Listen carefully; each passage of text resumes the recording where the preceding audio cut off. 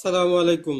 কেমন আছেন সবাই? আশা করি অবশ্যই ভালো আছেন। তো আমরা মোটামুটি আমাদের ভূমি বিষয়ক এই কোর্সে দলিল খতিয়ান পরিচিতি, নকশা পরিচিতি এবং কিভাবে দলিল পড়ব এই রিলেটেড বিষয়বস্তুগুলো কিন্তু অলরেডি আমরা জেনেছি প্রায় 5টার মতো ক্লাসে। তো আজকের ভিডিওর আলোচনার যে বিষয় সেটা হচ্ছে যে কিভাবে আমরা মালিকানা যাচাই করব, ওনারশিপ যাচাই করব। আসলে মালিকানা বা ওনারশিপ বলতে কি জিনিসটা বোঝায় সেটাও আজকে আমরা বোঝার চেষ্টা করব এবং কিভাবে আমরা মালিকানা যাচাই করব, কিভাবে সম্পত্তিটা ক্রয় করব যাতে আমরা প্রতারিত না হই। তো অলরেডি গ্রুপে আমাদের পিডিএফটা দেওয়া আছে, আশা করি আপনারা সেটা দেখবেন। তারপরেও মূল যে জিনিসটা হয়, যেহেতু জায়গা জমির ব্যাপার, তো প্রতিটা জিনিসের মধ্যে আমাদের কনফিউশন থাকে। তো ক্লাস চলাকালীন যদি আপনাদের সেই রিলেটেড কনফিউশন থাকে তখনই প্রশ্ন করবেন, আর না হলে ক্লাসের শেষ হতো আমরা নির্ধারিত প্রক্রিয়া আপনাদের প্রশ্ন এবং তার উত্তর দেওয়ার চেষ্টা করব। তো চলুন প্রথমেই শুরু করা যাক। আজকে আমরা প্রথমে দেখার চেষ্টা করি যে আসলে আমরা যেটা বলতেছি যে মালিকানা বা ওনারশিপ, বিভিন্ন আইনে বা বিভিন্ন জায়গায় আমরা একটা শব্দই পড়ি যে আপনি মালিক কিনা, আপনার মালিকানা আছে কিনা, ওনারশিপ আছে কিনা।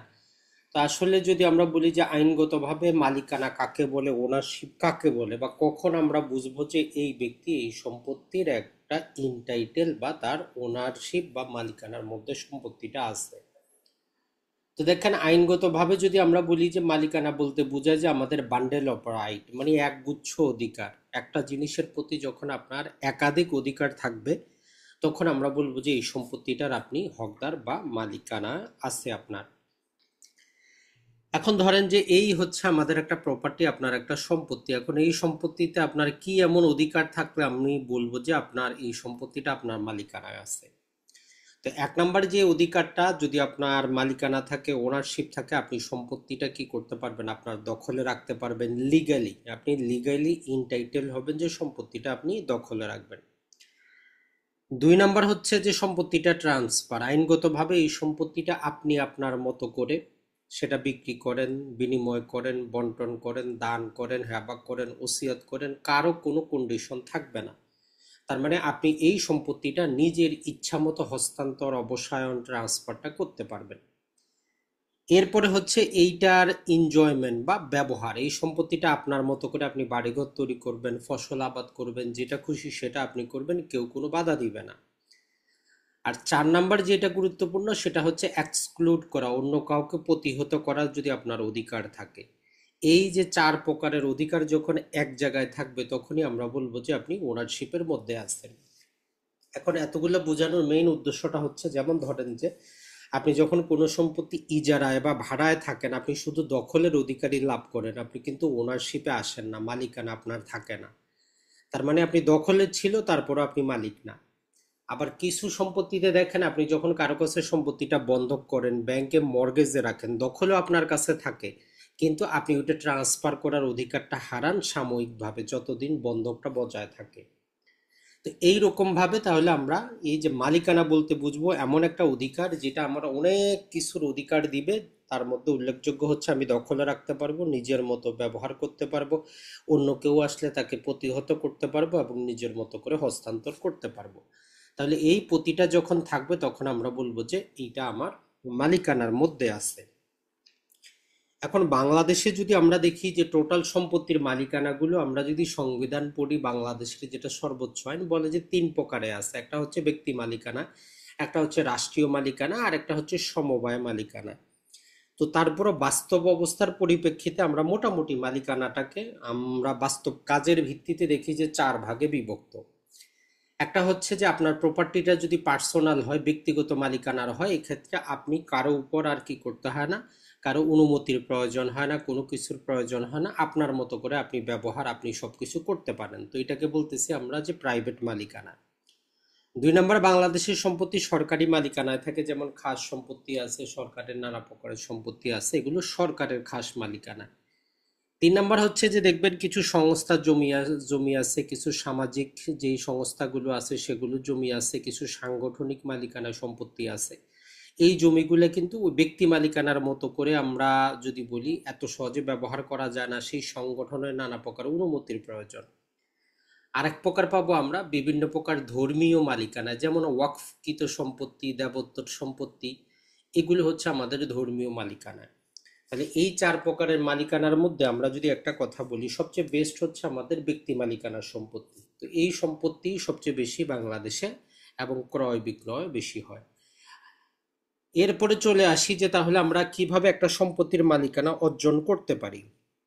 আপনি একটা জিনিস যাচাই বাছাইয়ের পূর্বে তো আপনি তো আগে অর্জন করতে হবে। তো বাংলাদেশের প্রেক্ষাপটে আপনি, আপনার টাকা পয়সা আছে, আপনি সম্পত্তি ক্রয় করেন, তারপরে আমাদের একটা মালিকানা অর্জনের সবচেয়ে আইনগতভাবে বৈধ উপায় হচ্ছে টাকা পয়সার বিনিময়ে আপনি কোনো সম্পত্তি ক্রয় করলেন, যেটাকে আমরা বলি যে সাব কবলা, খাস কবলা, খোস কবলা, বিনিময়ে আপনি কি করলেন, একটা জমি কিনলেন। এরপরে হইতে পারে কেউ আপনাকে গিফট করলো, মানে দান করলো, হেবা করলো। এরপরে হইতে পারে যে আপনি কারোর সাথে কোনো জিনিস বিনিময় করেছেন, নতুন করে আপনি মালিকানা অর্জন করেছেন। পৈতৃক সম্পত্তি ছিল, পিতা মারা গেছে, সেক্ষেত্রে আপনি মালিকানা অর্জন করছেন। অথবা আপনি গরিব, সরকার আপনার অনুকূলে কি করছে, বন্দোবস্ত দিয়েছে, পার্মানেন্ট সেটেল করে কিছু সম্পত্তি দিয়েছে।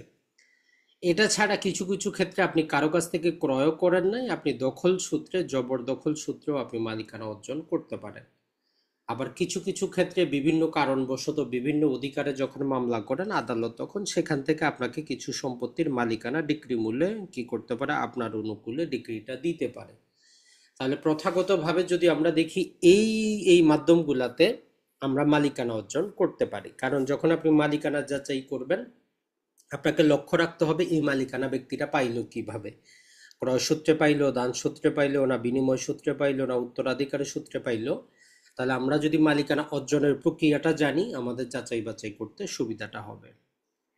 এখন আজকের 2025 সালের বাংলাদেশে যদি আমরা মালিকানা যাচাই করতে চাই আইনগতভাবে, কি কি ডকুমেন্ট বা কাগজপাতির আমাদের প্রয়োজন হবে। তো এর মধ্যে সর্বপ্রথমে হচ্ছে যে আমাদের নিবন্ধিত দলিল। শুধু দলিল হইলে হবে না, চুক্তি হইলে হবে না, ওইটা অবশ্যই রেজিস্ট্রেশন আইন অনুযায়ী নিবন্ধিত একটা দলিল হইতে হবে। 2 নম্বর হচ্ছে যে ওই দলিল অনুযায়ী আপনার অবশ্যই অবশ্যই খতিয়ান থাকতে হবে, চাই সেটা রেকর্ডীয় খতিয়ান হোক অথবা মিউটেশন বা নামজারি খতিয়ান হোক। শুধু এটা থাকলেই হবে না, এই হালসন পর্যন্ত আপনাকে খাজনা দেওয়া থাকতে হবে। কারণ অনেক কারণবশত সরকার সম্পত্তি ক্রয় বিক্রয় নিষিদ্ধ করে, খাজনা নেওয়া নিষিদ্ধ করে, সম্পত্তির উপর নানা প্রকার আদালতের বিভিন্ন জিনিস আরোপিত হয়। তাহলে একটা বৈধ মালিকানা যাচাই করার জন্য একটা নিবন্ধিত দলিল, একটা খতিয়ান এবং অবশ্যই সে অনুযায়ী যে দাখিলা বা খাজনার রসিদ আমাদের প্রয়োজন। তাহলে এই যে পাতাটা আমরা পড়লাম, এখানে মূলত যদি আমরা বলি থিওরিটিক্যাল কথাবার্তা, যে মালিকানা জিনিসটা কি, মালিকানা কিভাবে অর্জন করা যায়, মালিকানা বলতে আর আমরা কি বুঝি, কত ধরনের মালিকানা সম্পত্তি আছে। এখন আমরা বাস্তবে একটু চেষ্টা করি যে একটা মালিকানা যাচাই করার জন্য বা মালিকানা যাচাই করার পূর্বে আমরা কি কি স্টেপগুলো নিব। তো এই ক্ষেত্রে দেখেন যে আপনাদের সামনে আমরা এখানে একটা, ধরেন যে এই হচ্ছে আমাদের একটা সিএস রেকর্ডীয় দাগ, বিশাল বড় দাগ, সিএস রেকর্ডীয় টোটাল আমরা দাগটা দিলাম। তো সিএস রেকর্ড কি অলরেডি আমরা জানি, তারপরেও না জানলেও যেটা হচ্ছে যে সর্বপ্রথম এই উপমহাদেশে 1888 থেকে 1940-এর মধ্যে বাস্তব জমিগুলো মেপে যে খতিয়ান তৈরি করা হয়েছে সেটাই হচ্ছে সিএস রেকর্ড। তাহলে এই টোটাল দাগটা ধরেন যে হচ্ছে একটা সিএস রেকর্ডের মধ্যে দাগ নাম্বার এসেছে, ধরলাম যে 10 নম্বর দাগ জমি আছে এখানে 100 শতক। তাহলে একটা সিএস রেকর্ড, সিএস নকশা, 10 নম্বর দাগে 100 শতক সম্পত্তি আছে। তো এইখানে পরবর্তীতে ধরলাম আমরা এই দাগের জমিটা পরবর্তীতে অ্যাসে রেকর্ড হইল, ধরলাম যে সেখানেও কি করা হয়েছে, নকশা তৈরি করা হয়েছে এবং সেখানেও খতিয়ান সৃষ্টি হয়েছে। তাহলে অ্যাসে রেকর্ড কি আমরা সেটাও জানি, 1956 থেকে 63 সালে প্রস্তুতকৃত যে রেকর্ড। এখন এই সিএস দাগটা এসে যেই রেকর্ড আছে, এই রেকর্ডে এসে যদি আমরা দেখি যে এখানে মোটামুটি যদি ধরলাম যে একটা 20, একটা 21 এবং একটা 11, 3টা দাগে বিভক্ত হয়ে গেছে। একটাই দাগ ছিল সিএস রেকর্ডে, তাহলে এসএ রেকর্ডে এসে ওই একটা, এই যে 10 নম্বরে যে দাগটা ছিল সেইটা আমার পরবর্তী রেকর্ডে আসে, জমিগুলা 3টা দাগে বিভক্ত হয়েছে, যে 20, 21 এবং 11 এইরকম এসএ রেকর্ডে বিভক্ত হয়েছে। কারণ হচ্ছে হয়তো সেখানে মালিকানা ভিন্ন ভিন্ন হয়ে গেছে, অথবা জমি উঁচু নিচু তারা পৃথক করে 3টা দাগ কাটছে, এতটুকু আপনাকে আগে বুঝতে হবে। এখন ধরলাম যে এই যে তিনটা দাগে হইল, পরবর্তী যে রেকর্ড যেটাকে আমরা আরএস রেকর্ড বলি, যেটা 1966 থেকে 1984-র মধ্যে প্রস্তুত বিভিন্ন অঞ্চলে। তো এই রেকর্ডে ধরলাম যে আমরা এই যে 21 নাম্বার যে দাগটা ছিল, এইটা আবার দুইটা ভাগে বিভক্ত হয়েছে, আর এই কর্নারের যে জায়গাটা, এই জায়গাটাই আমি কি করব, মালিকানা যাচাই করব, বা এই জায়গাটায় আমি ক্রয় করতেছি। তাহলে প্রথমে আমাদের সিএস একটা বড় দাগ ছিল, পরবর্তী রেকর্ডে এসএতে আসে তিনটা দাগে বিভক্ত হইল, পরবর্তী রেকর্ডে এসে সেই একটা দাগের অংশ আবার ছোট আরেকটা অংশে বিভক্ত হইল। তাহলে এই যে দাগগুলো আমার একটার পর একটা চেঞ্জ হচ্ছে, আমি যখন মালিকানা যাচাই করব শুধু কাগজ দেখলে হবে না, মাঝে মধ্যে আমাদেরকে নকশাটাও যাচাই করতে হবে। কারণ অনেক ক্ষেত্রে দেখবেন যে আপনি কাগজে একদম 100% মালিকানা ক্লিয়ার, কিন্তু যখন নকশা মোতাবেক যাচ্ছেন তখন কিন্তু সম্পত্তি আপনি পাচ্ছেন না, বা সম্পত্তি ভিন্ন জায়গায় দেখায়। নর্মালি আমাদের অঞ্চলে বা সারা বাংলাদেশে কি হয়, যদি আপনার এই জায়গা দিয়ে যদি রাস্তা থাকে, সামনের অংশের দামটা বেশি হয়, পিছের অংশের দামটা কম হয়, যেটা স্বাভাবিক ব্যাপার।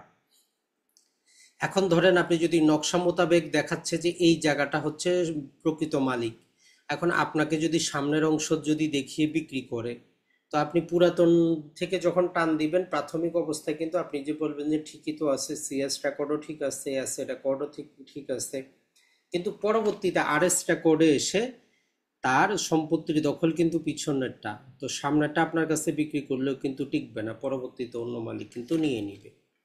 তার মানে হচ্ছে আমরা যখন কাগজপাতির মাধ্যমে মালিকানা যাচাই করব, আমাদেরকে দলিলগত খতিয়ানগত ভাবে যেভাবে আমরা লক্ষ্য রাখবো, পাশাপাশি ওই সম্পত্তিটা যিনি ওইখানে দখলে আসছেন, এইটুক জায়গা বিক্রি হচ্ছে, নকশা মোতাবেক ওইটুকু ওনার সম্পত্তি কিনা, এটাই হচ্ছে আমাদের মেইন বিষয়। এই জন্যই এতগুলো কথাবার্তা আমাদের বলা। হয়তো এই জায়গাটা পরবর্তী যখন ধরেন যে বিএস রেকর্ড, যেটা বর্তমানেও কিছু অঞ্চলে চলমান আছে, দেখা যাবে যে এই জায়গাটা আবার বিভিন্ন ছোট ছোট দাগে বিভক্ত হবে। কারণ আপনি মারা গেলে আপনার দুই ছেলে থাকবে, দুইজন দুই পাশে থাকবে, তারা পৃথক দাগ তৈরি করবে। তো এই জন্য আমরা ট্রাই করব সিএস খতিয়ান থেকে আমাদের জমিটা কতটা ভাগে বিভক্ত হচ্ছে, আর আমি যার কাছ থেকে নিচ্ছি উনি কোন দাগে দখলে আসছেন, তার দলিলপত্র সেই কথাটা বলে কিনা, এটাই হচ্ছে মেইন জিনিস। তাহলে মালিকানা যাচাইয়ের ক্ষেত্রে আমাদের জন্য যে জিনিসটা, সেটা হচ্ছে যে আমরা এই চারটা রেকর্ড সম্পর্কে ধারণা রাখবো, যেগুলো আমরা খতিয়ান পরিচিতি ক্লাসে কিন্তু আলোচনা করেছি। CS record, SA record, RS record, এবং হচ্ছে বর্তমানে বিএস, বিআরএস বা ডিজিটাল জরিপ যেটাই আমরা বলি। তাহলে এই চার প্রকারের যে আমাদের বিভিন্ন রেকর্ড, এগুলার খুঁটিনাটি আপনি সবসময় মনে রাখবেন। এখন আসি আমরা কিভাবে খতিয়ানের মাধ্যমে সম্পত্তির মালিকানা যাচাইয়ের স্টেপটা নিতে পারি। আমরা প্রথমে আগে ধরেন যে নিচে থেকে আসি, বাস্তব একটা অবস্থা কল্পনা করি। আপনার টাকা পয়সা হয়েছে, চাকরি বাকরি করেন, ব্যাংকে অনেক টাকা জমা আছে, আপনি একটা সম্পত্তি দেখেছেন, পছন্দ হয়েছে, আপনি জমিটা কিনবেন, আপনার ভালো লাগছে, আপনি জমিটা কিনবেন। ধরলাম যে এই করিম সাহেব বলতেছে যে জমির মালিক আমি, আমি এই জমিটা বিক্রি করব। তাইলে একজন একদম কমন ম্যান হিসাবে আপনার দায়িত্বটা কি আমরা সবাই জানি, আপনি বলবেন যে ঠিক আছে ভাই, দলিলপত্র দেন, আমি যাচাই করে দেখি। এখন এখানে দলিলপত্র বলতে আমরা কি বুঝি, যে যেই দলিলে উনি মালিকানা অর্জন করেছেন ওই দলিলটা নিব, আর ওই দলিল দিয়ে উনি যে খতিয়ান সৃষ্টি করছেন সেই খতিয়ানটা নিব, এবং যদি উনি খাজনাপাতি দিয়ে থাকেন তার কাছে দাখিলাটা থাকবে। অনেক ক্ষেত্রে মানুষ নাও দিতে পারে, মেইন আমরা এই দুটা নিব, তার দলিলটা নিব, খতিয়ানটা নিব।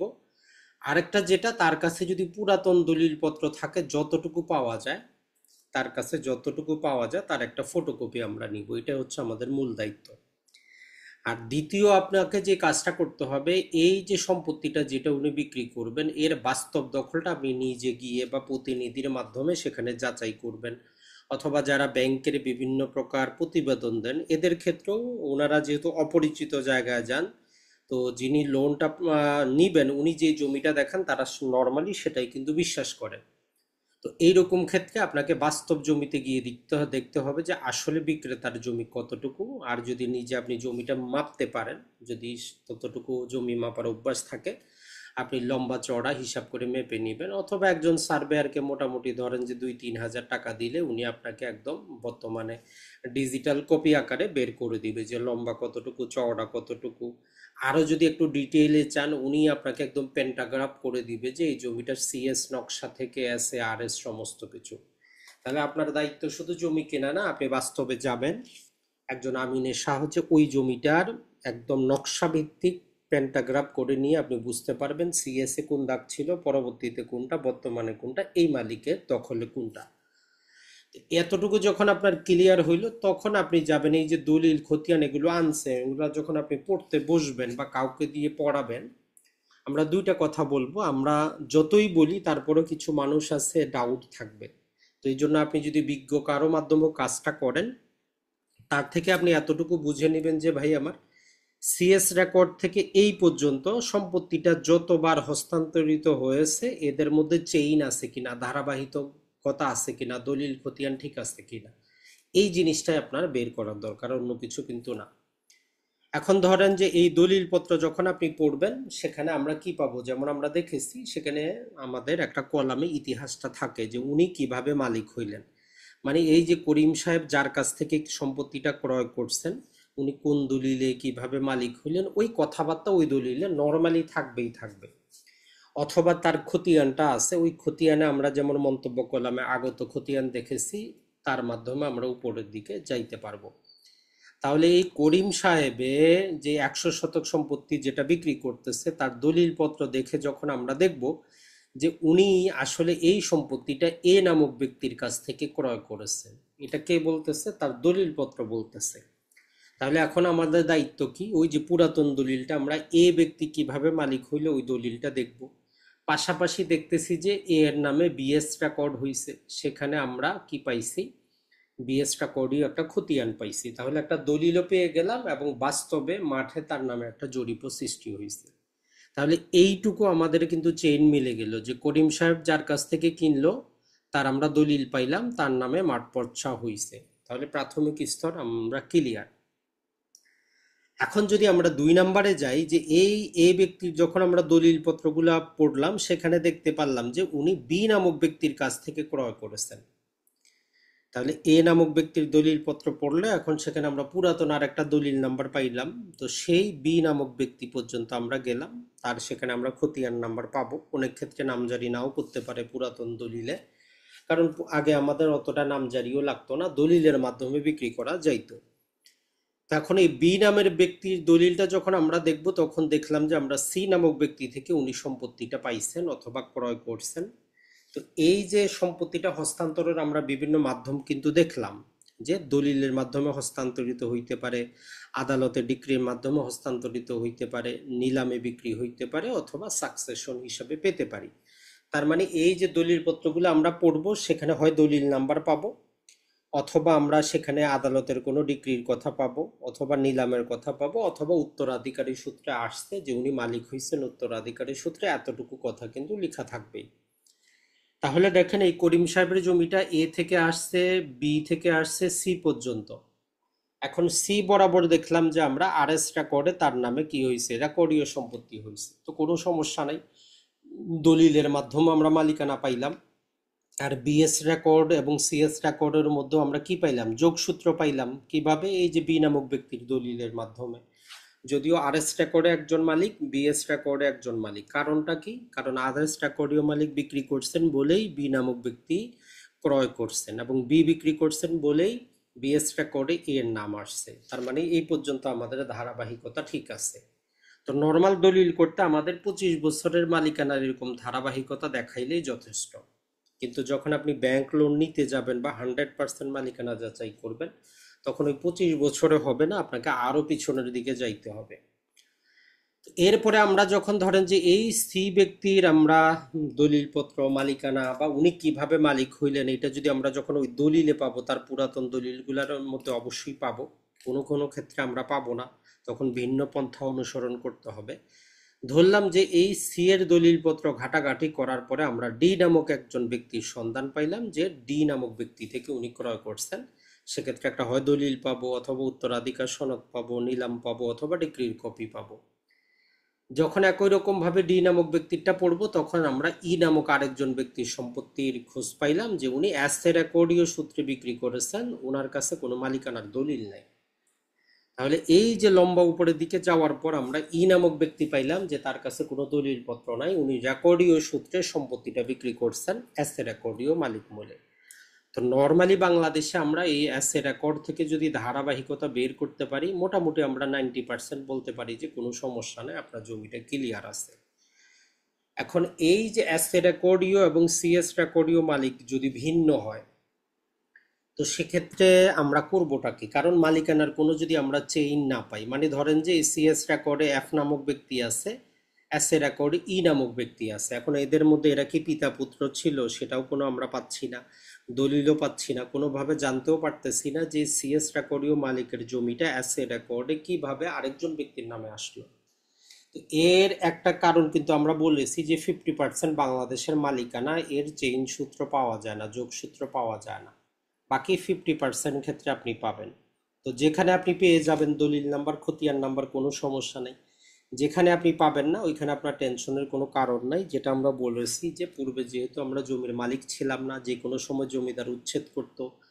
তো সিএস রেকর্ডটা যেহেতু প্রায় 52 বছর সময় নিয়ে হয়েছে, নানা প্রকার সময় কি হয়েছে, জমি চেঞ্জ হয়েছে, মুসলিমদের মৌখিক হেবা বৈধ ছিল, নানা প্রকার জিনিস ছিল, দলিল এত কড়াকড়িভাবে আমাদের ছিল না। তো এই জন্য যদি কোনো সম্পত্তি আপনি অ্যাসে রেকর্ড থেকে ধারাবাহিকতা পান এবং ওই সম্পত্তি নিয়ে আদালতে কোনো মামলা চলমান নাই, তাহলে ওই সম্পত্তিটা আমাদের জন্য পারফেক্ট সম্পত্তি হিসাবে আমরা পরিগণিত করতে পারি, সম্পত্তিটা আমরা নিতে পারি, এখানে আমাদের কোনো ভেজাল নাই। তারপরেও আমরা জাস্ট একটা কথা বলবো, এটা হচ্ছে আমাদের একটা প্রাথমিক অনুসন্ধান যে হ্যাঁ এই সম্পত্তিটার এই রকম চেইন আমরা দেখলাম, সিএস থেকে এস এর মধ্যে কোনো মিল পাচ্ছি না, বাকি সমস্ত কিছু মিল পাচ্ছি। তো এই হইতে পারে আপনার একটা মালিকানা যাচাই, আপনি মনোভাবটা কি করতে পারেন, নিতে পারেন যে হ্যাঁ এই সম্পত্তিটা আমি নিতে পারি। তো এখন আমরা আসি যেটা, যে জিনিসটা আমরা এতক্ষণ আপনাদের আলোচনা করলাম, ওই জিনিসটাই কিন্তু এখানে আমরা 1 2 করে আমি লিখে রেখেছি এই জন্য, কারণ আপনি যখন ওই পৃথক পৃথক দলিলগুলো পড়বেন, আপনি এইভাবে কি করবেন, একটার পর একটা তার খতিয়ান নাম্বার কত, দাগ নাম্বার কত, এগুলো পাশে লিখে রাখবেন। যে সিএস রেকর্ডীয় মালিকের পরে এস এ রেকর্ডে কার কাছে আসলো, তার নাম, খতিয়ানগুলা, তার পরবর্তীতে আর এস এ যার কাছে আসলো, পরবর্তীতে বিএসএ যার কাছে আসলো। কারণ আপনি যখন একটা তথ্য ভিত্তিক রিপোর্ট তৈরি করবেন, আপনার কিন্তু এগুলা লাগবে, যে সিএসএ মালিককে ছিল, দাগ নাম্বার কত ছিল, খতিয়ান কত ছিল। তো এইরকম ভাবে আপনি কি করবেন, 1 2 6 করে আপনি কাজটা করবেন। হয় আপনি উপর থেকে আসেন অথবা নিচে থেকে যান, কাজ কিন্তু একটাই। এখন আমরা যেটা চলে আসি যে সম্পত্তির মালিকানা যাচাই করার পূর্বে নিয়মটা তো আমরা জানলাম, যে আমরা খতিয়ানগতভাবে যাব, আর ওই একটা খতিয়ান থেকে পরবর্তী খতিয়ানের মধ্যে আমরা হয় একটা দলিল পাবো, অথবা আমরা আদালতের ডিক্রি পাবো, নিলাম পাবো, অথবা পাবো উত্তরাধিকার সনদ। এখন আসি আমরা এই মালিকানা যাচাই করার ক্ষেত্রে আমাদের কিছু বেসিক নিয়ম কানুন মাথায় রাখতে হবে, বা সম্পত্তি ক্রয় করার ক্ষেত্রে কিছু নিয়ম কানুন অবশ্যই আমাদের মাথায় রাখতে হবে। এখন ধরেন যে আমাদের আশেপাশে জমির দাম যেহেতু বেশি, দেখবেন যে কেউ 25 বছরের পুরাতন একটা দলিল আনে, বলতেছে এটা আমার বাবার জমি, আমার দাদার জমি, আমার সম্পত্তি আমাকে ছেড়ে দিতে হবে। তো এটা নিয়ে কিন্তু বাংলাদেশে যত মারামারি কাটাকাটি। এখন আমরা যদি লিগ্যাল পন্থায় যাই, যখনই কেউ আপনার কাছে একটা ক্রয় দলিল দেখাবে যে এই সম্পত্তিটা আমার বাবা ক্রয় করেছে 1970 সালে, দখলে কিন্তু টান নাই, আপনার দখলে আছে, আপনি হয়তো আরেকজনের কাছ থেকে ক্রয় করেছেন, তখন আপনি কি করবেন? তার কাছে এখন দলিল আছে, কিছু তো আপনার করার নাই। তো যখন আপনি ক্রয় দলিল সে আপনাকে দেখাবে, তো এই ক্রয় দলিলটা একটা বৈধ ভ্যালিড, যদি আমরা বলি একটা সাবকবলা দলিলেরও কি আছে, একটা মেয়াদ আছে। বাংলাদেশে বিভিন্ন আইন আছে, যত আইনই করা হোক এখন পর্যন্ত আমাদের ওই তামাদি আইনটা কি আছে, কার্যকর আছে। তো এই জন্য যেই ব্যক্তি সাবকবলা দলিল দেখাচ্ছে, তার উচিত 12 বছরের মধ্যে মামলা করে সে সম্পত্তির দখলে নিবে। তাই কেউ যদি আজকে 30 বছরের পুরাতন দলিল দেখায়, তাকে বলা যে ভাই আপনি যান আদালতে, পারলে মামলা করেন, তারপর দেখা যাবে। তার মানে 1 নাম্বার আপনাকে কাউন্টার করতে হবে কি, তার কাছে দলিল থাকলেই আপনি সেটা মানতে বাধ্য না। দলিলেরও একটা কি আছে, টাইম লিমিট আছে। তো এটা আমাদের কথা না, এটা আইনের কথা, যে আপনার দলিল আছে, তো দলিল আপনি সময় মতো কাজে লাগান, আপনি লাগান নাই, কিছু করার নাই। তো এইটা আমাদের তামাদি আইনের 28 ধারা বলে একটা ধারা আছে, সেটা বলে যে যখন আপনি কোনো সম্পত্তি থেকে বেদখল হইলেন বা কোনো সম্পত্তির মালিকানা অর্জন করলেন, আপনি যদি নির্দিষ্ট সময়ে যদি কি না করেন, দখলে না যান, তাহলে ওই সম্পত্তির মালিকানা আপনার চলে যাবে, মানে দলিলটার ভ্যালু ইকুয়াল টু জিরো। তো এই সময়সীমাটা হচ্ছে আমাদের 12 বছর, এটা মাথায় রাখবেন। 2 নম্বরে অনেক ক্ষেত্রে দেখবেন যে যেহেতু পূর্বে আমাদের দানগুলা হেবাগুলা অনেক ক্ষেত্রে মৌখিকও হইতো, পূর্বে পিতা পুত্রকে হেবা করছে অথবা এরকম নানা প্রকার দাবি নিয়ে আসতো। এখন যদি সে দলিলটা আপনার দান দলিল হয়, হেবা দলিল হয় বা হেবা বিল আওয়াজ হয়, তাহলে আপনাকে আগে দেখতে হবে যে সেটা নিবন্ধিত কিনা। 12 বছরের মধ্যেই আসলো, সে ধরলাম যে 5 বছরের পুরাতনই আসলো, যে আমাকে 2020 সালে হেবা করে দিছি, তো আপনার প্রথম দেখবেন যে তার এটা নিবন্ধিত কিনা। কারণ আমরা কি জানি 2005 সালের পরে অবশ্যই অবশ্যই দলিলগুলা রেজিস্টার্ডকৃত হইতে হবে। অনিবন্ধিত দলিলে কোনো মালিকানা কি হয় না, উজ্জিতও হয় না, খর্বও হয় না। তাহলে যখনই দান দলিল, হেবা বিল আওয়াজ এগুলো আসবে, আমরা দেখব যে এইটা নিবন্ধিত কিনা। নিবন্ধিত যদি না হয় তাহলে ওই দলিলটার কোনো দাম নাই। সহজ কথা হচ্ছে একটা। 3 নম্বরে এখন আসি আমরা। ধরেন যে মৌখিকভাবে অথবা আপোষে শুধু লিখিত আকারে চুক্তি আছে, জমি প্রতি দাগে প্রাপ্ত অংশ বরাবর বৈধ হবে হস্তান্তরে। তো এই জিনিসটার মেইন উদ্দেশ্যটা হচ্ছে যে দেখবেন যে বিশেষত যৌথ সম্পত্তি বা বাবা মায়ের সম্পত্তি 5 দাগে পাবে। তো সে বলতেছে যে আমি ভাইদের সাথে আপোষ করছি মৌখিকভাবে, অথবা আমাদের মধ্যে একটা চুক্তি আছে যে আমি এই দাগে খাবো, আমি আপনার কাছে বিক্রি করে দিচ্ছি। তো এইভাবে আপনি নিতে পারবেন না। কারণ এই যে মৌখিক কথাবার্তা বা শুধুমাত্র আপোষ, শুধু লিখিত, এটাতে হবে না। কারণ আমরা কি জানি, বাটোয়ারা দলিল অবশ্যই অবশ্যই রেজিস্টার্ডকৃত হইতে হবে। তাহলে শুধু কারো মৌখিক কথায় যে উনি 10 দাগের পরিবর্তে 1 দাগে খাচ্ছে, এই দাগে আপনি ক্রয় বিক্রয় করা যাবে না। শুধু ততটুকুই পারবেন যতটুকু উনি অংশ মোতাবেক মালিক। মানে কেউ যদি ধরেন যে একটা দাগে 2 ভাই মালিক হয়, 50-50 100 শতকের, আপনি লিগালি 50 শতকই তার কাছ থেকে নিতে পারেন, বাকি 50 শতক নিতে পারবেন না যতক্ষণ পর্যন্ত ওই ভাইদের মধ্যে একটা বাটোয়ারা দলিলে এই 100 শতক তার নামে না দিয়ে দিচ্ছে, ততক্ষণ পর্যন্ত এটা বৈধ হবে না। তাহলে মৌখিক, আপোষ, শুধু লিখিত, এগুলা আইনের কাছে বর্তমানে কোনো দাম নাই। এরপরে যেটা আসে, আমরা যেটা পাই যে আজমালি বা যৌথ সম্পত্তি যেগুলো হয়, পুরাতন অনেক দলিলে আমরা এই ঝামেলাটা পাই যে উনি 1 দাগে দখলে থাকলে হবে না। উনি কি করেন, 10টা দাগ দলিলে উল্লেখ করা আছে আর একটা দাগে তাকে দখল দেওয়া হয়েছে। তো এইরকম ক্ষেত্রে মনে রাখবেন, আমাদের যেই কোনো সম্পত্তিতে যদি সেটা যৌথ সম্পত্তি হয়, পৈতৃক সম্পত্তি হয়, তাহলে প্রতি ইঞ্চি মাটিতেই সবার অধিকার থাকে। আরেকজনের অধিকার তখনই বঞ্চিত হয় বা বাদ পড়ে যখন উনি সম্মত হয় একটা রেজিস্টার্ড বাটোয়ারা দলিল করবে। তাহলে যদি বাটোয়ারা দলিল নিবন্ধিত যদি না করে, তাহলে ওই যে এজমালি, আপনি 10 দাগ উল্লেখ করে 1 দাগে ক্রয় করবেন, 1 দাগে আপনি আছেন, আপনি মালিক হবেন না। যদিও পুরাতন দলিল হয় সেক্ষেত্রে আপনার কাছে মালিকানা আসবে না। সেক্ষেত্রেও আপনি শুধু ওই ব্যক্তি ওই দাগে যতটুকু পাইতো লিগালি অতটুকুই সম্পত্তি পাবেন। তো এখন বাকিটার জন্য কি করবেন, তার বিরুদ্ধে আপনি টাকা উদ্ধারের মামলা দায়ের করতে পারেন, এর চাইতে বেশি কিছু না। এখন আসি যে বিনিময় দলিলের ক্ষেত্রে। অনেক ক্ষেত্রে দেখবেন যে আপনার বাড়ির পাশে জমি আরেকজনের, বা আরেকজনের বাড়ির পাশে জমি আপনারা মৌখিকভাবে আপোষ করে নিয়েছেন। তো এইরকম মৌখিক আপোষ, যে আপোষের কোনো দাম বাংলাদেশের আইনে সেই আমাদের অনেক 1882 সাল থেকেই নেই। যদি কারোর সাথে বিনিময় করেন, অবশ্যই অবশ্যই লিখিত দলিলের মাধ্যমে বিনিময়টা করতে হবে, এটা মনে রাখবেন। আর যেটা হচ্ছে যে প্রতি দাগে মালিকানার অংশ মোতাবেক প্রাপ্য হয়। আমরা যেটা বললাম, যৌথ সম্পত্তিতে অথবা পৈতৃক সম্পত্তিতে যত জায়গায় আছে সকল উত্তরাধিকারী প্রতি ইঞ্চি মাটিতে উনি মালিক। তাই 1 দাগে দখল করে 1 দাগে আপনি বিক্রি করতে পারবেন না। আপনি পারবেন ততটুকুই যতটুকু আপনি অংশের মালিক। প্রতি দাগে দাগে যতটুকু মালিক আপনি চাইলে বাটোয়ারা ছাড়াই বিক্রি করে দিতে পারেন, আইন আপনাকে বাধা দেয় না। আপনার অংশ মোতাবেক আপনি বিক্রি করতে পারবেন, কিন্তু অংশের বাইরে গিয়ে আপনি বিক্রি করতে পারবেন না। একই সম্পত্তির যদি এখন দেখি যে একাধিক দলিল হয়, যেটা আমরা বাস্তবে বিভিন্ন জায়গায় পাই, একটা সম্পত্তিরই একাধিক দলিল হয়। এখন এইটা ইন্টেনশনালও হইতে পারে, আবার ধরেন যে ইচ্ছা ভুলকৃত হইতে পারে। তো বিশেষত এগুলা যারা প্রতারণা করেন তাদের ক্ষেত্রেই হয়। এই ক্ষেত্রে আমাদেরকে 2টা তারিখ আগে মনে রাখতে হবে।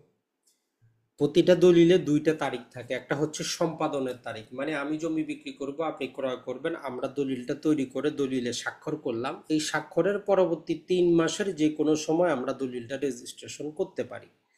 কিন্তু বাংলাদেশের প্রেক্ষাপটে যেটা হয়, আমরা যেই দিন দলিল করব ওই দিনই যাই সাব রেজিস্ট্রারের কাছে, ওই দিনই সবকিছু করি। ওই জন্য 100-র মধ্যে দেখবেন যে 95 ভাগ দলিলে যেই দিনই সম্পাদনের তারিখ ওই দিনই রেজিস্ট্রেশনের তারিখ। তবে নর্মালি সম্পাদনের তারিখটা পূর্বে হয়, 1-2 দিন, 5 দিন, 10 দিন পূর্বে। আর আমাদের রেজিস্ট্রেশন আইন বলে যে একটা সম্পাদিত দলিল 3 মাসের মধ্যে রেজিস্ট্রেশন করা যায়।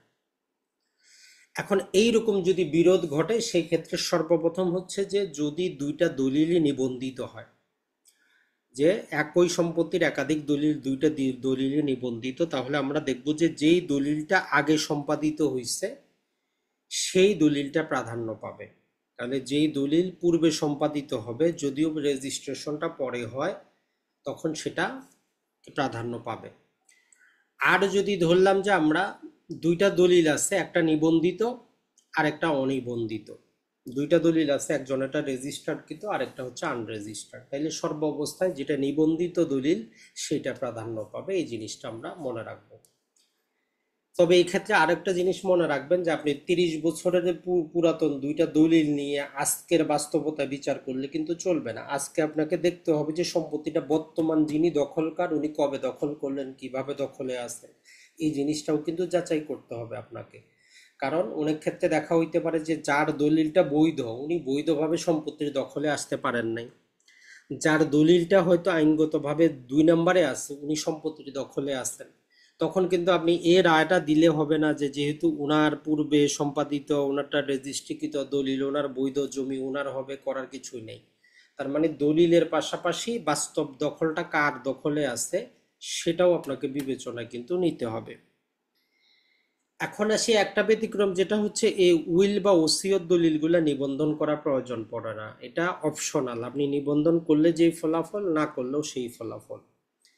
তো এই জন্য এইগুলা যদি একাধিক দলিল হয়, ধরেন যে কেউ প্রথমে ছেলের নামে ওসিয়ত করলো, পরে মেয়ের নামে করলো, কেউ ছেলের নামে উইল করলো, পরে মেয়ের নাম করলো, মরার আগে একটা আরেকজনের নামে করলো, মানে একটা সম্পত্তিরই 3টা ওসিয়ত দলিল বা 3টা উইল দলিল। তো এইরকম ক্ষেত্রে আইনের নিয়ম হচ্ছে যেহেতু এগুলো রেজিস্ট্রেশন করার প্রয়োজন পড়ে না, যেহেতু ব্যক্তি মারা যাওয়ার পরে কার্যকর হয়, তাহলে সর্বশেষ যে উইল বা ওসিয়ত দলিল করা হবে সেটা কার্যকর হবে। তাহলে শুধু উইল বা ওসিয়ত দলিলের ক্ষেত্রে সবার শেষে যেই দলিলটা থাকবে ওইটাই কার্যকর হবে, বাকি পূর্বের দলিলগুলা বাতিল বলে গণ্য হবে। এখন চলে আসি আমরা মালিকানা যাচাই করার ক্ষেত্রে। বর্তমানে অনেক আইন চেঞ্জ হওয়ার কারণে স্পেসিফিক জিনিস আমরা পাবো, সেগুলোর সমাধানটা আমরা কিভাবে করব। তাহলে এতক্ষণ আমরা যেটা দেখলাম, যদি যৌথ সম্পত্তি হয় বা এজমালি সম্পত্তি হয়, আপনি যদি ক্রয় করতে চান, যেমন আপনি 100 শতক ক্রয় করবেন, 5 জন মালিক পৈতৃক সূত্রে সম্পত্তি ছিল, তাইলে আপনার দায়িত্ব হবে সবার কাছ থেকে রেজিস্ট্রেশনটা নেন। তার মানে প্রতিজন অংশীদার বিক্রি করবে, তাহলে আপনার ঝামেলা নেই। যদি সবাই আপনার দলিলে স্বাক্ষর করে বিক্রেতা হিসাবে, তাহলে আপনি ঝামেলা মুক্ত।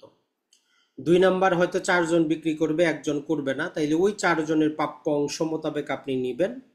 আপনি কি করবেন, 80 শতক নেন, 20 শতক আপনাকে ছেড়ে দিতে হবে, মানে যিনি দলিলে স্বাক্ষর করবেন না ওনার অংশ আপনার কাছে আসবে না। আর অথবা আপনি বাটোয়ারা, তারা যখন বাটোয়ারা করবে, বন্টন করবে, তারপরে আপনি কি করেন, সম্পত্তি ক্রয় করেন। তাহলে যৌথ বা এজমালি সম্পত্তির ক্ষেত্রে আমরা হয় সবার কাছ থেকে নিব, অথবা তার প্রাপ্য অংশ মোতাবেক নিব, অথবা বাটোয়ারা করার পরে নিব। এখন যে ভেজালটা হইতে পারে, ধরেন যে সবার নামে নিলে তো আপনার নামজারি করতে কোনো সমস্যা নাই। 100 শতক জমি ছিল, সবাই বিক্রি করছে, আপনার নামজারি হয়ে যাবে। বাটোয়ারা করার পরে নিলেও কোনো সমস্যা নাই, আপনার নামে হয়ে যাবে। কিন্তু যখন আপনি প্রাপ্য অংশ মোতাবেক নিবেন, এই রকম ক্ষেত্রে আপনার নামজারিটা হইতে কিন্তু একটু সমস্যা। তো সেটার জন্য পরবর্তী আরো ভিন্ন পন্থা আছে, আপনি সেই রকম ভাবে নামজারি করতে পারবেন, না হইলে আদালতে বাটোয়ারা মামলা করতে পারবেন, আপনার সেই অধিকারটা আছে।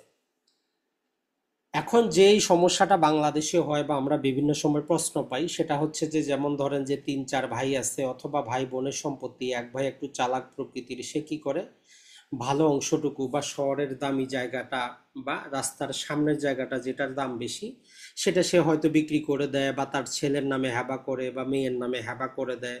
সে বলে যে এটা আমি নিব, এটা আমি হেবা করে দিছি। তা আমরা তখন দ্বিধাদ্বন্দ্বে পড়ে যাই যে সে হেবা করে দিছে, এখন আমার কি হবে, আমার বাবার ভালো অংশটা আমি পাবো না। তো মূলত এখানে কথা হচ্ছে যে ভালো জমি বাটোয়ারা ছাড়া আপনি হেবা করেন, দান করেন, বিক্রি করেন, যাই কিছু করেন, সাবসিকুয়েন্ট যে দলিলটার মাধ্যমে ওই কাজটা করতেছেন ওই দলিলটার আইনগত কোনো প্রাধান্য নাই। কারণ যেই সম্পত্তি আপনার কিনা আপনি এখনো 100% শিওর না, ক্লিয়ার না, সেটা আপনি এককভাবে শুধু আপনি যতটুকু ওই অংশ মোতাবেক পাবেন অতটুকুই বৈধ হবে, এর বাইরেরটা কিন্তু বৈধ হবে না। তো এর জন্য ওই ভাইদের মধ্যে বিরোধে কোনো এক ভাই তার ছেলেকে হেবা করে দিল বলে সম্পূর্ণ তাকে দিতে হবে এমন কোনো কথা নাই। ওই দলিলটা মানে সাবসিকুয়েন্ট দলিলটা প্রাধান্য পাবে না। আপনারা আপোষে করেন আর আদালতের মাধ্যমে করেন, আপনি বাটোয়ারা মামলা করবেন অথবা বাটোয়ারা করবেন, এটাই হচ্ছে মূল জিনিস। তাহলে কেউ দলিল করে ফেললেই যে আপনার এই কাজটা কিছু করতে হবে এমন কোনো আপনার টেনশন নেওয়ার কোনো কারণ নাই।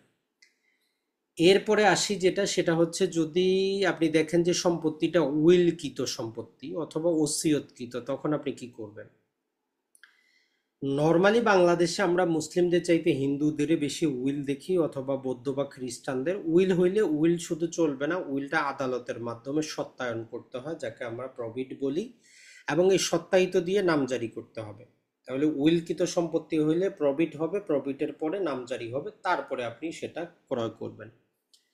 আর যদি কেউ বলে যে আমি এটা ওসিয়তের মাধ্যমে পেয়েছি, তাহলে ওই ওসিয়ত তার শরীয়ত মোতাবেক ঠিক আছে কিনা এটা একটু খোঁজ নিতে হবে আপনাকে। শরীয়ত মোতাবেক বলতে, যেহেতু আমরা ওসিয়তটা মুসলিম ধর্মে বলি, মুসলিম ধর্মের নর্মাল নিয়ম হচ্ছে যেটা, যে আপনি ধরেন যে আপনি নিজের সম্পত্তি আপনি মারা যাওয়ার পর কিভাবে বন্টিত হবে আপনি শুধু 1/3 ঠিক করতে পারেন। মানে আপনার 100 শতক জমি থাকলে মোটামুটি 33.33% আপনি ঠিক করতে পারেন যে কে পাবে, বাকিটা স্বাভাবিক আইনে বন্টিত হবে। আবার ওই যে ঠিক করে যাচ্ছেন এটার মধ্যেও আরেকটা কন্ডিশন হচ্ছে, আপনি মারা গেলে যারা স্বাভাবিকভাবে, যেমন আপনার ছেলে পাবে, মেয়ে পাবে, স্ত্রী পাবে, বাবা মা পাবে, এদের বাইরে ওসিয়তটা করতে হবে। অর্থাৎ যেমন ধরেন যে আপনার চাচা, বাইরের কোনো লোক, অথবা আপনার পালক পুত্র, যেখানে আপনি মারা গেলে তারা সম্পত্তি পাবে না, ওই ব্যক্তি বরাবর আপনি যখন 1/3 ওসিয়ত করবেন, কারো অনুমতির দরকার নাই, ওইটা কার্যকর হবেই হবে, কেউ আপত্তি করতে পারবে না। কিন্তু যখন আপনার ছেলে আছে, মেয়ে আছে, এখন আপনি একটু বেশি উদারপন্থী লোক, আপনি চাচ্ছেন মেয়ে কেন কম পাবে, তো আমি মেয়ে বরাবর যতটুকু কম পাবে আমি ওসিয়ত করে দিচ্ছি, যাতে আমি মারা যাওয়ার পর দুইজনে ভাগ বাটোয়ারা করে নেয়। তো এই রকম ক্ষেত্রে আপনি জীবিত থাকতে যতই ছেলেকে রাজি করান, মেয়েকে রাজি করান, কোনো এটার আইনগত ভিত্তি নাই। আপনি মারা যাওয়ার পরে যদি আপনার ছেলে বলে যে না আমি ইসলামিক মোতাবেকই বন্টিত হবে, ওই মেয়ে ওইখানে আর সম্পত্তি দাবি করতে পারবে না। তার মানে আপনি যার বরাবর ওসিয়ত করতেছেন তারা যদি স্বাভাবিকভাবে সম্পত্তি পায়, নর্মাল নিয়ম হচ্ছে এদের বরাবর আপনি করবেনই না। তারপরেও যারা সেই ওসিয়তটা করবে, যদি যারা উত্তরাধিকারী হবে এদের যদি আপত্তি থাকে, ওই ওসিয়তের কোনো দাম নাই। যদি হ্যাঁ ওসিয়তে করার পরে যদি ছেলে যদি বলে যে কোনো সমস্যা নাই, বাবার যেহেতু ইচ্ছা, বোনও আমার সম পরিমাণ পাবে, তাহলে আপনি বন্টন করতে পারেন, শরীয়তে কোনো বাধা নাই। কারণ যেহেতু এগুলো প্রাইভেট প্রপার্টি, এখন আপনি যদি কম নিতে চান আইনে তো কিছু করার নাই। কিন্তু আপনি যদি বলেন যে না আমি এগ্রি না, তাহলে ওই ওসিয়তটার কোনো ভ্যালু থাকবে না। এটা হচ্ছে এখন পর্যন্ত আমাদের বাংলাদেশের যে সুন্নি ইসলামের মধ্যে হানাফি যে ফিকা, কারণ এই হানাফি ফিকার এটা হচ্ছে মূল জিনিস। এরপরে আসি বায়নাকৃত সম্পত্তি হলে আমাদের কি কি সতর্কতা অবলম্বন করতে হবে। এক নাম্বার হচ্ছে বায়না তো অবশ্যই রেজিস্টার্ড দলিলের মাধ্যমে হবে। যদি আপনি মৌখিকভাবে করেন, শুধু চুক্তি মোতাবেক করেন, তাইলে আপনি যেটা খুশি সেটা করেন, আইনগতভাবে আপনাকে ঠেকাইতে পারবে না। কিন্তু যদি রেজিস্টার্ড দলিলের মাধ্যমে বায়না করেন, তাহলে আপনি অন্য কোথাও বিক্রি করতেই পারবেন না, করলে ওই সাবসিকুয়েন্ট দলিলটাই অবৈধ, প্রথম দিন থেকে এটা অবৈধ, দলিলের আইনগত কোনো ভ্যালু নাই। তাইলে আপনি কিভাবে বিক্রি করতে পারেন? আমরা জানি বায়না দলিল রহিতকরণ করা যায়। দুইজনে যদি রাজি থাকেন, যার সাথে বায়না করেছেন, আপনারা আরেকটা দলিল করে ওই বায়নাটা বাতিল করতে পারেন। অথবা ধরেন যে 6 মাসের আপনি বায়না করছেন, তাইলে 6 মাস সময় অপেক্ষা করবেন প্লাস পরবর্তী 1 বছর, তাহলে টোটাল 18 মাস অপেক্ষা করার পরে আপনি সম্পত্তিটা বিক্রি করতে পারেন, কোনো ঝামেলা নেই।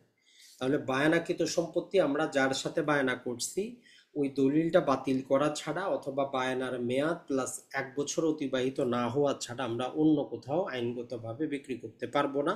যদি বিক্রি করিও তাহলে ওই দলিলটা বাতিল বলে গণ্য হবে।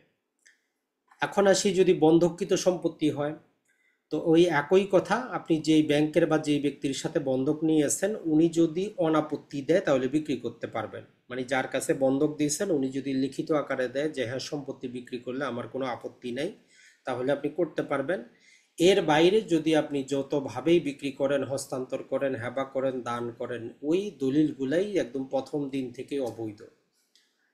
এরপরে আসি যে পাওয়ার অফ অ্যাটর্নি যদি কৃত সম্পত্তি হয় সেক্ষেত্রে আপনি কি করবেন। তো পাওয়ার অফ অ্যাটর্নির ক্ষেত্রে মূল জিনিস যেটা, সেটা মনে রাখবেন যে পাওয়ার দাতা বর্তমানে জীবিত আছে কিনা আজকে, এটাই হচ্ছে মূল জিনিস। কারণ পাওয়ার দলিলে মালিকানা হস্তান্তরিত হয় না।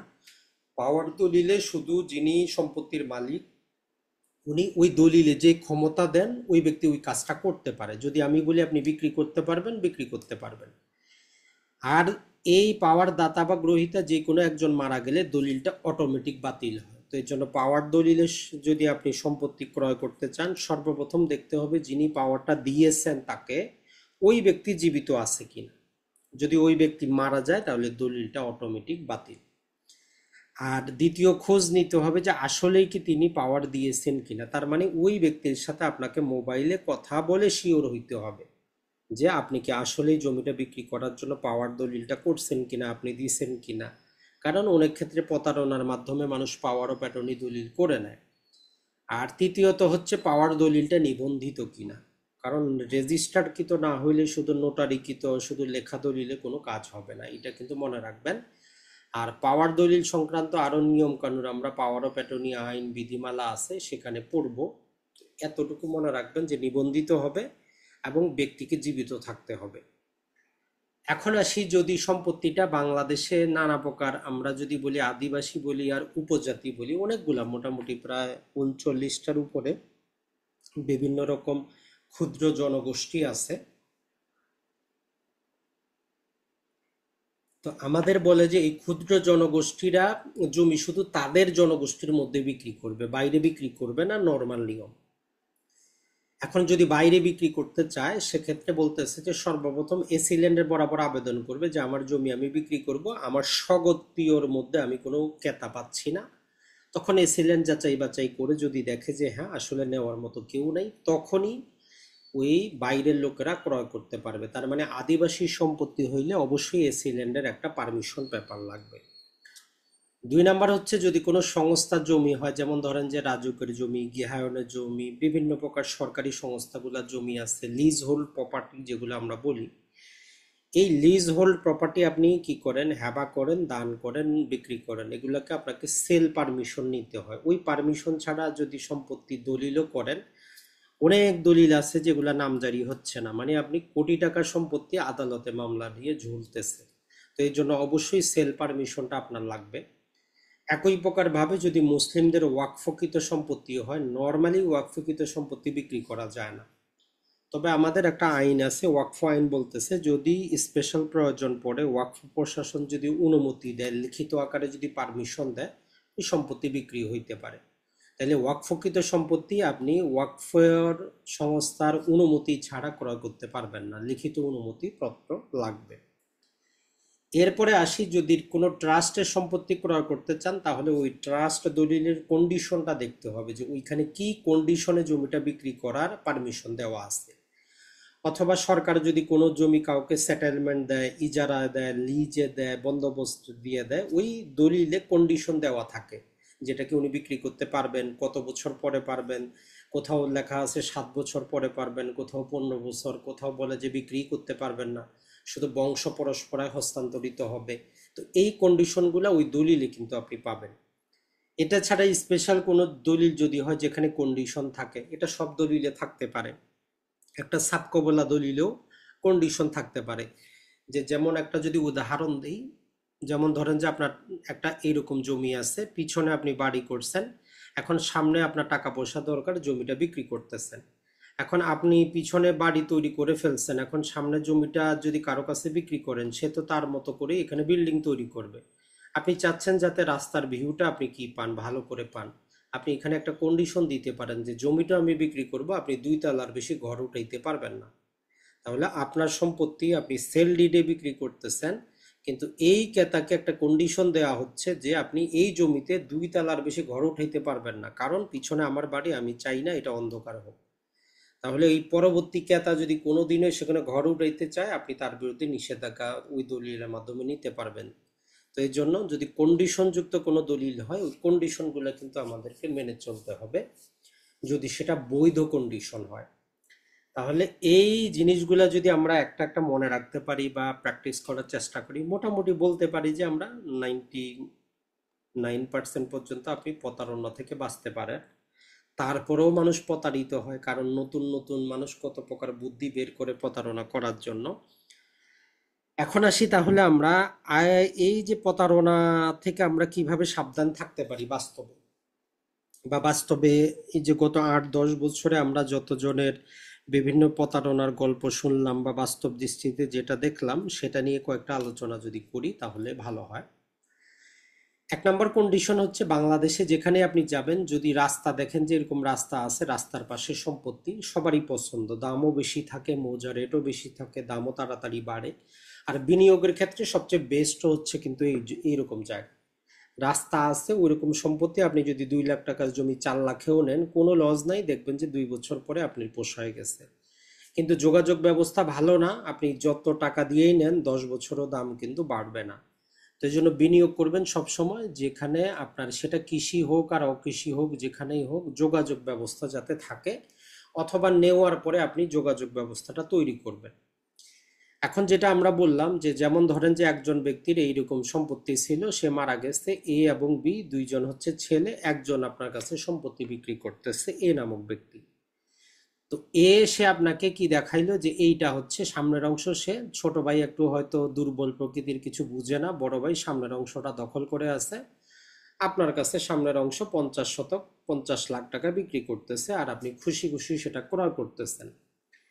এখন আমরা কি জানি, যেহেতু পৈতৃক সম্পত্তি, আমরা দেখব তার কাছে বাটোয়ারা দলিল আছে কিনা, সে যে সামনের অংশটা আসলো তার কাছে এরকম বাটোয়ারা আছে কিনা।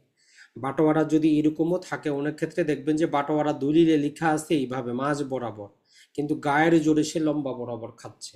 তাহলে এই জিনিসটা আপনার, তার ওই দলিলটা দেখতে হবে চৌহাদ্দিটা কেমন, চৌহাদ্দি কি মাঝ বরাবর দেওয়া আছে না এই বরাবর দেওয়া আছে।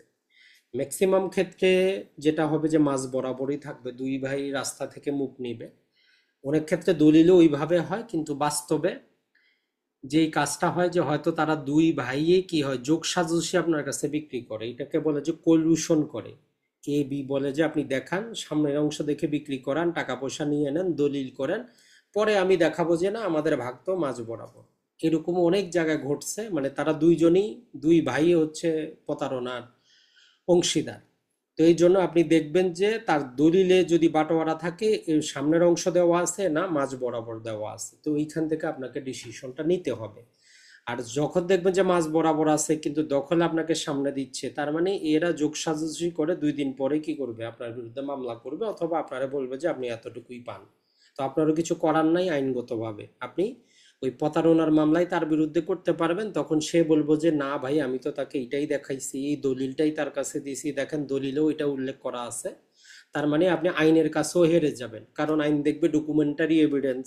সে বলবে যে আমি তাকে দলিল দেখাইছি, দলিলে স্পষ্ট নকশা দেওয়া আছে, এখন সে মিথ্যা বলতেছে, তা আপনার কিছু করার নাই। তো এই জন্য বাস্তব অবস্থার উপর ভিত্তি করে তাইলে সিদ্ধান্তটা আপনাকে নিতে হবে। এই হচ্ছে 1 নম্বর আপনার প্রতারণা থেকে বাঁচার উপায়। 2 নম্বরে যে এরকম প্রতারণা হয় বাস্তবে আমরা দেখেছি, অথবা অনেক জায়গায় সত্যি ঘটনা, ওই বাবার জমি দুইজন মালিক, হয়তো বোন এবং ভাই দুইজন মালিক।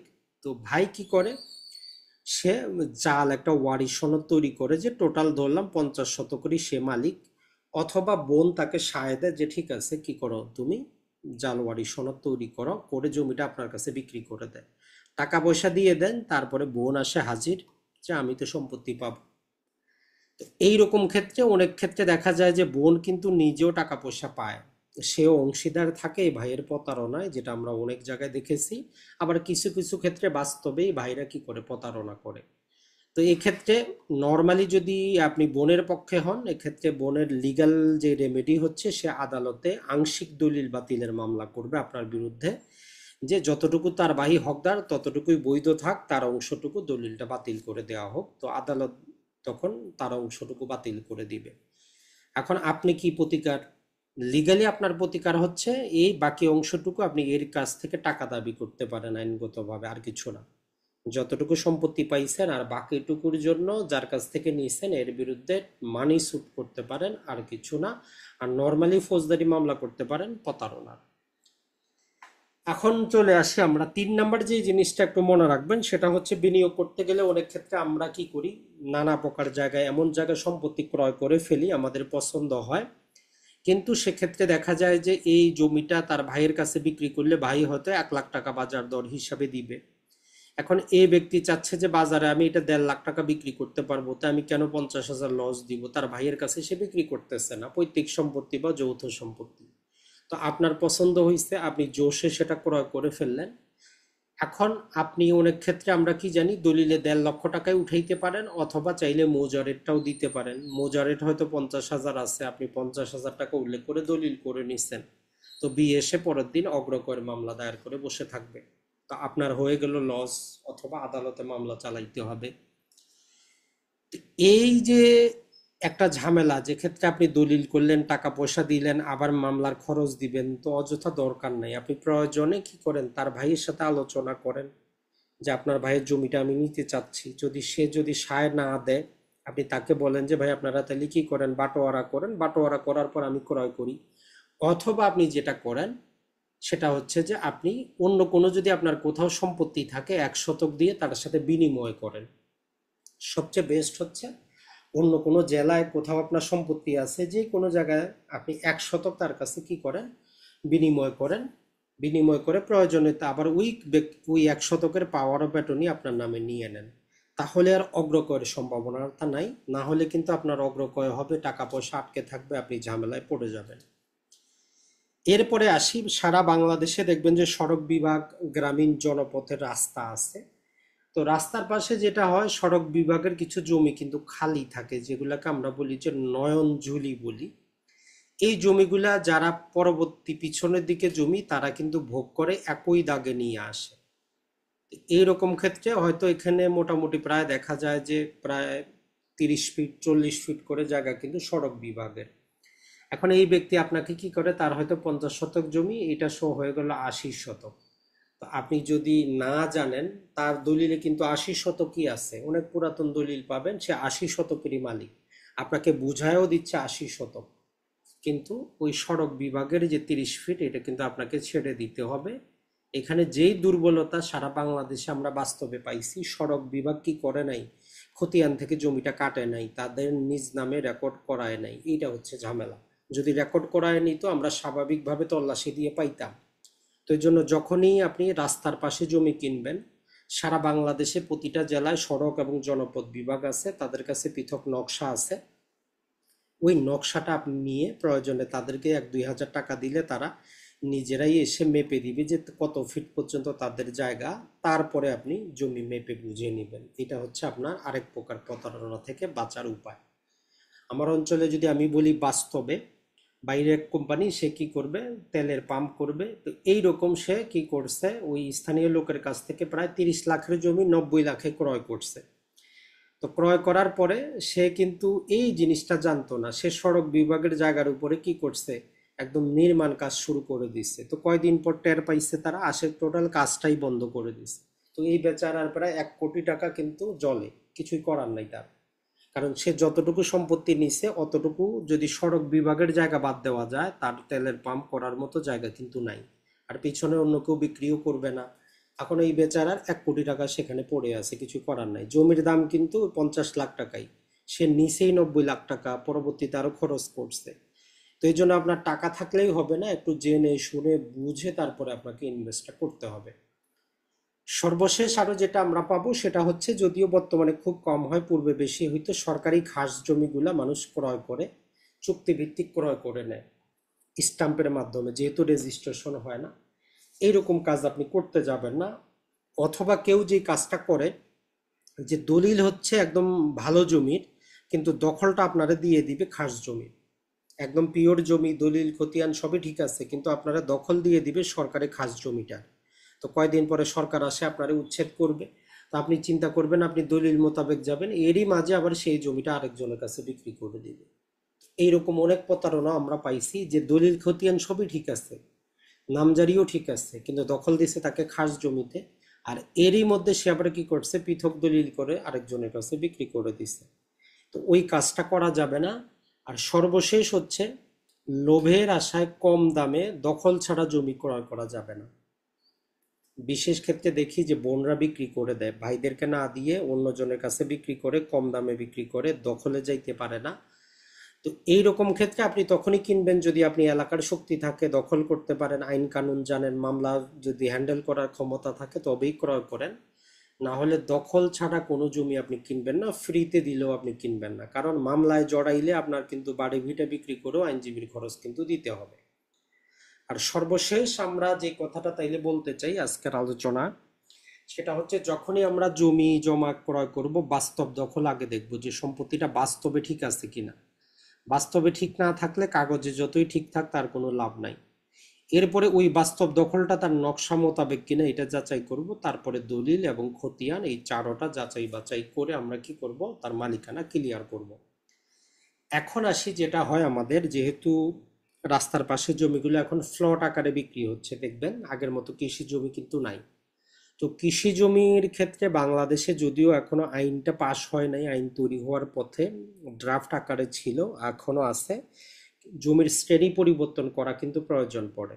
যদিও কৃষি জমি আপনি যখন অকৃষিতে নিয়ে যাবেন, বাড়ি ঘরে নিয়ে যাবেন, এক্ষেত্রে আইন যেহেতু এখনো নাই, পাশ হয় নাই, এখনো আপনি পারবেন।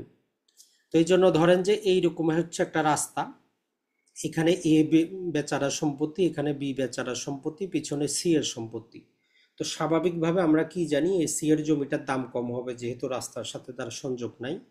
আর সবচেয়ে দাম হবে এর জমিটা, যেহেতু এটা মোটামুটি রাস্তার মধ্যে বেশি পাইছে। তো এই জমিটা কিনতে গেলে আপনার সবচেয়ে বেশি পরিমাণ দাম দিতে হবে। আর এই বি এর জমিটা চিকন, এটা আপনি একটু কম দামে পাবেন, যদিও রাস্তার পাশে, কিন্তু তার রাস্তার কিন্তু মুখটা কম। আর সি এর জমিটা আপনি একদম কম দামে পাবেন, যেহেতু ব্যাক সাইডে। প্রথমে কথা হচ্ছে, যদি আপনি রাস্তা পর্যন্ত, যদি মেইন রোড পর্যন্ত যদি আপনি কি করতে পারেন, রাস্তা যদি থাকে পিছনের দিকেও, তাইলে আপনি এই জমিটা নিতে পারেন। অথবা এই সামনের বিয়ের জমিটা আপনি ক্রয় করলেন মোটামুটি দামে, আর এই সি এর জমিটা ক্রয় করে আপনি এখানে রাস্তা বের করে এই জমিটার দাম বাড়াইতে পারেন, কোনো সমস্যা নেই। কিন্তু যদি দেখেন যে না, রাস্তা বের করা সম্ভব না, তাইলে এই সি এর জমিটা যদি আপনারে ফ্রিতেও দেয়, আপনার নেওয়ার কোনো দরকার নাই, এটা জীবনেও আপনি দাম বাড়বে না। যত টাকা দিয়ে নিছেন, রেজিস্ট্রি খরচ গেছে, এইটাই উঠবে না আপনার। এমনকি 5-6 বছর লেগে যাবে আপনার ওই রেজিস্ট্রেশন খরচটা ওঠার জন্য। তো এই জন্য শুধু জমি দেখলেই ক্রয় করতে যাবেন না, চিন্তা করবেন যে আমার এই জমিটা যদি আমি কারো কাছে বিক্রি করতে চাই, এই বেচারা জমিতে আসবে কিভাবে। এখন আর ওই শুধু আইল দিয়ে তার হয় না, অ্যাটলিস্ট 4-5 ফিট 8 ফিট একটা রাস্তা দরকার। যদি রাস্তা বের করতে পারেন, অথবা যদি রাস্তা থাকে, যত ভিতরেই হোক আপনি ইনভেস্ট করতে পারেন, সেখানে কিন্তু কোনো সমস্যা নাই। আর অনেক ক্ষেত্রে আপনাকে যেটা করতে হয় সেটা হচ্ছে যে, সামনের জমির জন্য আপনাকে টাকা ব্যয় করতে হয়। এখানে একটা বাস্তব যদি আমরা উদাহরণ দিই, এটা হচ্ছে একটা রাস্তা। এখন এই রাস্তার পাশে ধরেন যে পিছনে প্রায় অনেক 2 বিঘার মতো আপনার সম্পত্তি, এটা আমরা ধরলাম, কিন্তু সামনে আরেকজনের প্রায় 15 শতক জমি আছে। এখন এই সম্পত্তিটা, এই 15 শতক উনি কি করবে না, উনি কিন্তু বাজার ভ্যালুতে জীবনেও বিক্রি করবে না। ধরেন 1 লাখ টাকা করে শতক বলতেছে, উনি জীবনেও এটা বিক্রি করবে না, কারণ উনি জানে পিছনের মালিক আমার কাছে বাধা। এখন এই আপনি যদি পিছনের মালিক হন, আমি যদি সামনের মালিক হই, আমি তো নর্মালি বিক্রি করব না। আর আপনি চাচ্ছেন আমারটা ক্রয় করার জন্য। তো এই রকম ক্ষেত্রে দুইটা অবস্থা হইতে পারে। এখন আমি যদি আপনার কাছে বিক্রি করি, আমি চিন্তা করব যে যাতে আমি 5 গুণ লাভ করতে পারি। আমি বলবো যে ঠিক আছে ভাই, প্রতি শতক আপনি 5 লাখ টাকা করে দিবেন, তাহলে আমি দিব। এখন এখন আপনাকে চিন্তা করতে হবে, আপনি যদি সামনেরটা 5 লাখ করে নেন, তাহলে টোটাল জমির ভ্যালুয়েশন কত আসবে। আপনি যদি টোটালটা বিক্রি করতে চান 215, তো তখন আপনার যদি পোষায় আপনি নিবেন, না হলে কিন্তু আপনার নেওয়ার কাজ নাই। আপনি তখন যে কাজটা করতে পারেন সেটা হচ্ছে যে, এইখানে আপনি 8 ফিট বা 10 ফিট রাস্তা তার কাছ থেকে, রাস্তার জন্য 5 লাখ টাকা করে আপনি নিয়ে নেন। টোটাল জমি আপনি নিয়ে পোষাবে না, আপনি শুধু রাস্তার জন্য প্রয়োজনে 1 শতকে আপনি নেন, কত দিয়ে, 5 লাখ টাকা দিয়ে। তাহলে যেটা হবে, আপনার পিছনের যে জমি আছে সেটার ভ্যালুও বাড়লো, সামনের বেচারা 1 শতক বিক্রি করে সেও লাভবান হইল, আপনিও লাভবান হইলেন। এখন কোনটা আপনি করতে পারবেন আপনার নেগোসিয়েশনের উপর নির্ভর করে। তবে হ্যাঁ, মানুষ অবশ্যই দিবে টাকার কাছে মানুষ, কারণ যেখানে ধরেন যে টোটাল জমির দাম 1 লাখ, 1 শতক যদি আমি 5 লাখে বিক্রি করতে পারি আমার তো কোনো সমস্যা নাই। এইটাই হচ্ছে মূলত জিনিস। তো এই জন্য জায়গা জমি শুধু ক্রয় করলেই হবে না, ক্রয় করার আগে অনেক কিছু মাথায় রাখতে হয়, না হলে কিন্তু আপনি ইনভেস্ট করেও বলবেন যে ভাই আমি তো ঠকে গেলাম, মানে আমার জমির দাম বাড়তেছে না, সমস্যা হচ্ছে এখানে। তো অসংখ্য